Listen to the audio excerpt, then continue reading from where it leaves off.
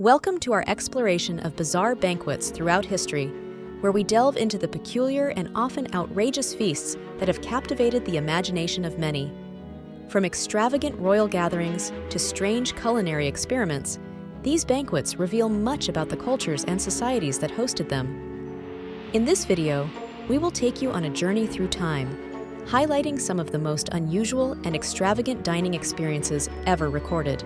Imagine a feast where the main course is not just a meal, but a spectacle, featuring dishes that challenge the very notion of what food should be. We'll discuss the infamous Roman banquets, where delicacies like peacock tongues and stuffed dormice were served, showcasing the opulence and excess of the time. We'll also explore the medieval tradition of mock feasts, where the absurdity of the menu was often as entertaining as the company itself. But why should we care about these unusual historical facts? Understanding these bizarre banquets allows us to gain insight into the values, beliefs, and social dynamics of different eras. They reflect the human desire for celebration, the pursuit of status, and the sometimes absurd lengths to which people will go to impress others. So join us as we uncover the fascinating stories behind these extraordinary feasts. You might find that history is not just about dates and events, but also about the quirky and unexpected moments that make it truly memorable. Let's dive into the world of bizarre banquets and discover what they reveal about humanity.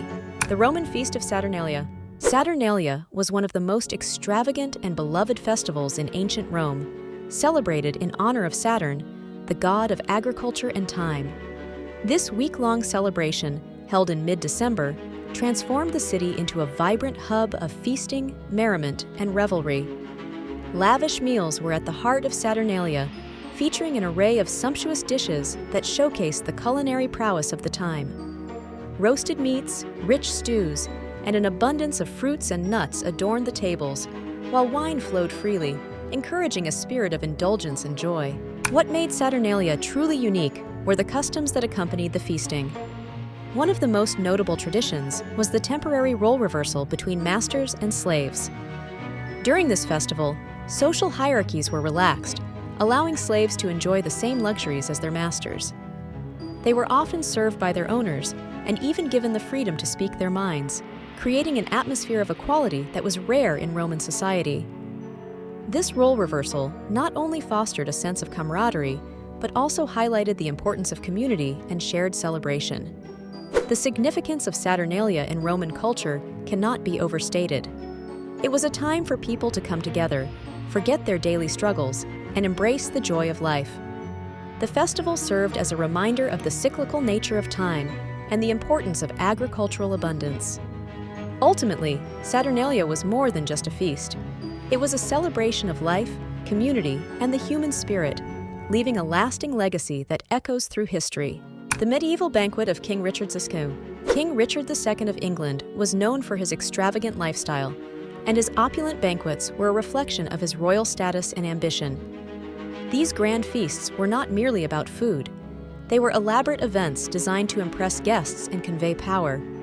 The tables were laden with extravagant dishes, including peacock, swan, and even roasted unicorn, which symbolized wealth and the king's dominion over nature. Each dish was carefully chosen not only for its taste, but also for its symbolic meaning, often representing themes of abundance, prosperity, and the divine right of kings. The political implications of these banquets were significant. They served as a platform for Richard II to showcase his authority and reinforce alliances with nobles and influential figures. By inviting powerful lords and foreign dignitaries, he could strengthen political ties and demonstrate his capability as a ruler.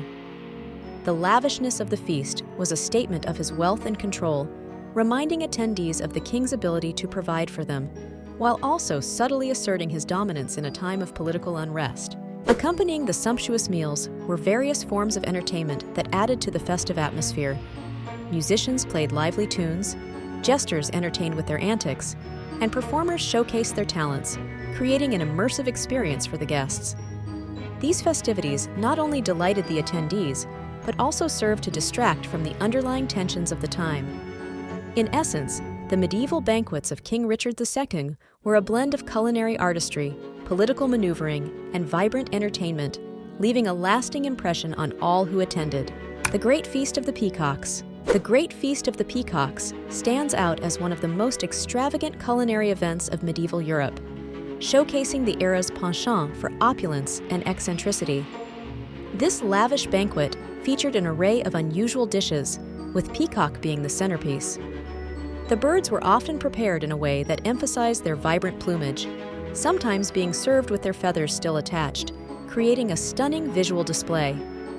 Alongside peacock, guests were treated to a variety of exotic foods, including swan, heron, and even dishes made from rare spices imported from distant lands. These extravagant offerings were not just about taste, they were a testament to the host's wealth and status. The cultural significance of such extravagant displays cannot be understated. In medieval society, feasting was a way to demonstrate power, generosity, and sophistication. The Great Feast of the Peacocks was an opportunity for nobles to showcase their culinary prowess and their ability to procure rare ingredients, reinforcing their social standing. These banquets often served as a means of solidifying alliances and fostering relationships among the elite, as guests were treated to a spectacle that combined gastronomy with entertainment. Historically, this feast occurred during a time when Europe was marked by social stratification and the rise of powerful monarchies. The display of wealth through food was a way for the nobility to assert their dominance in a rapidly changing world. The Great Feast of the Peacocks exemplified the intersection of culinary art, social dynamics, and historical context, leaving a lasting legacy in the annals of medieval history. The Feast of Fools in medieval France. The Feast of Fools was a lively and chaotic celebration that took place in medieval France, particularly during the Christmas season. This unique festival was characterized by its humor, satire, and a spirit of revelry that allowed participants to engage in playful mockery of the established social order. During the feast, traditional roles were often reversed, with commoners donning the attire of clergy and nobility, and vice versa. This role reversal was not just for amusement. It served as a form of social commentary, allowing people to critique and satirize the very institutions that governed their lives. Satire and mockery were central to the Feast of Fools, as participants engaged in humorous performances, parodies, and even theatrical skits that poked fun at the church and societal norms. Jesters and fools took center stage, using their wit to challenge authority and highlight the absurdities of everyday life. This atmosphere of laughter and irreverence provided a much-needed release from the rigid structures of medieval society, allowing people to express their frustrations in a lighthearted manner. The impact of the Feast of Fools on French culture and society was significant. It fostered a sense of community and camaraderie among participants, breaking down barriers and encouraging social interaction across class lines. The festival also laid the groundwork for later forms of carnival celebrations and theatrical traditions in France, influencing the development of satire in literature and performance. Ultimately, the Feast of Fools was more than just a day of chaos. It was a vital expression of the human spirit, reflecting the complexities of social dynamics in medieval France. The Last Supper of the Aztecs. The final banquets of the Aztec civilization, held just before the Spanish conquest, were rich in tradition and steeped in ritual. These feasts featured an array of traditional foods that showcased the agricultural bounty of the region. Staples, such as maize, beans, and squash, were complemented by dishes made from turkey, rabbit, and various fish. One of the most notable offerings was tamales, often filled with meats or vegetables and wrapped in corn husks. Additionally, the Aztecs indulged in a variety of sauces made from chili peppers, tomatoes, and spices, which added depth and flavor to their meals. Rituals surrounding these feasts were equally important, often involving offerings to the gods, prayers, and the sharing of food among family and community members. In Aztec society, these banquets held significant cultural importance. They were not merely occasions for sustenance, but were integral to social cohesion and the reinforcement of community bonds. Feasts were often tied to religious ceremonies, celebrating agricultural cycles or honoring deities, thus intertwining daily life with spiritual beliefs. The act of sharing food was a way to express gratitude and maintain harmony within the community.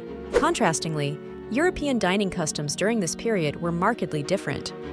European feasts often emphasized individual portions and hierarchical seating arrangements, reflecting social status. While the Aztecs celebrated communal dining and shared experiences, Europeans tended to focus on personal wealth and display. This divergence in dining customs highlights the cultural differences that would soon clash during the Spanish conquest, marking a pivotal moment in history. The Last Supper of the Aztecs serves as a poignant reminder of a rich culinary tradition that was abruptly altered by the arrival of European colonizers. Conclusion: throughout our exploration of bizarre banquets in history, we've uncovered a fascinating tapestry of culinary extravagance and cultural significance. From the opulent Roman feast of Saturnalia, where social hierarchies were temporarily upended, to the extravagant celebrations of King Richard II, which showcased the power dynamics of medieval England, each feast offered a unique glimpse into the societies that hosted them. The Great Feast of the Peacocks highlighted the lengths to which the nobility would go to display their wealth, while the chaotic and humorous Feast of Fools in medieval France allowed for a playful critique of social norms. Finally, we examined the Last Supper of the Aztecs, a poignant reminder of a rich culinary tradition that faced disruption with the arrival of European colonizers. These unusual historical events are not just entertaining anecdotes. They provide valuable insights into the values, beliefs, and social structures of their respective cultures. Remembering these banquets helps us appreciate the complexities of human behavior and the ways in which food has always played a central role in community and identity. If you enjoyed this journey through history and want to learn more about the fascinating stories behind food and culture, we encourage you to subscribe to our channel. Don't forget to like this video and explore our other content, where we delve into more intriguing topics that connect us to our past. Thank you for joining us, and we look forward to sharing more captivating stories with you soon.